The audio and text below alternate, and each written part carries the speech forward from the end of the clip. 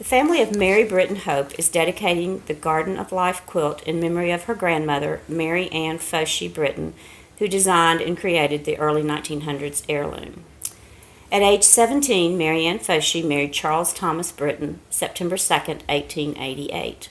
They began housekeeping in a small cabin along a creek near the Baileyton Highway.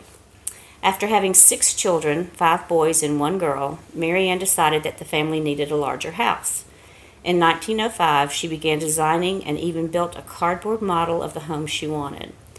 Her 2 middle sons, Tine and Les, ages 10 and 11, drove the wagon with the felled trees from the farm over the hill to Cox Mill. Her father, John Harrison Foshee, helped plane the boards and build the house, all under Mary Ann's fastidious supervision. Quite possibly the other children, Sam, Minnie, and Spencer, had instructions on how they could help.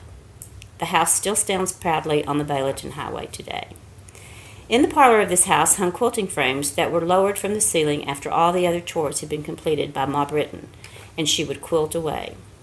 Other ladies from the community would gather near the fire and share the long process of piecing and quilting a quilt. Ma Britton, a devoutly Christian woman, has been described as broad as she was tall, and her children and grandchildren often spoke of how embarrassed they would become when she began her weekly church shouting as she walked the aisles of the church. Another report came from grandchildren who complained of sore knees during the long nightly prayers while spending the night with Ma. In her later years, although she had to be helped up, she insisted only on praying on her knees. Sometime after the house was built, Ma had a vision or dream where God told her to make a quilt representing Adam and Eve in the Garden of Eden. She accepted the challenge and designed and created the quilt using old cotton feed sacks. Only this time, with this quilt, no ladies in the community came to help. Those same quilting frames were hoisted up and down for as long as it took Ma Britton to complete every stitch herself. Mary Ann Foshee was preceded in death by her husband and oldest son, Dade. When she died in 1944, the law stated that since her son Dade had minor children, all of the estate would have to be settled by auction.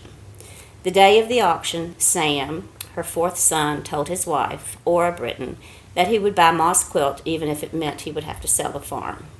And that's how we have the quilt in our family today. And although it's been a mystery just how much he had to pay, he bought the quilt and got to keep the farm.